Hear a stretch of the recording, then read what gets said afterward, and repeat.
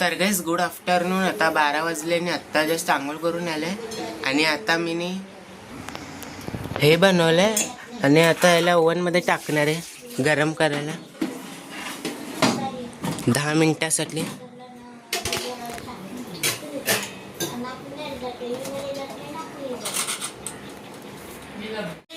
तर गाईस आता हे रेडी झालंय आणि आता मी याला खाणार आणि मग त्यानंतर क्लासला जाणार.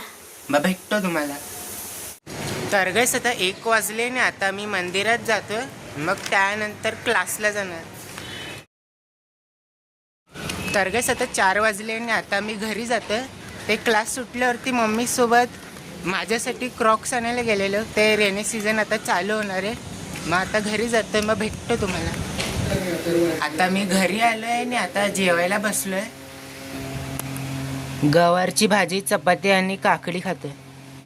तर गाईस आता 5:30 वाजले आणि आता मी खाली राऊंड मारायला आलोय, कारण की 10,000 स्टेप्स कंप्लीट करायचे. मग 2-3 किलोमीटर राऊंड मारेल, मग भेटतो तुम्हाला.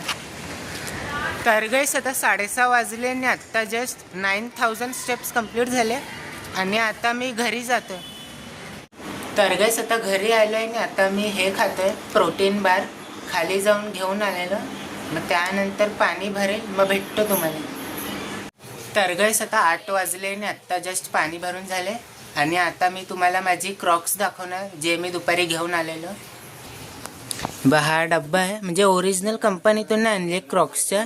म्हणजे आमच्या इथे एक शॉप होतं शूजचं, मग तिकडनं घेऊन आलो आहे. ब्लॅक कलरची घेतली आहे मी.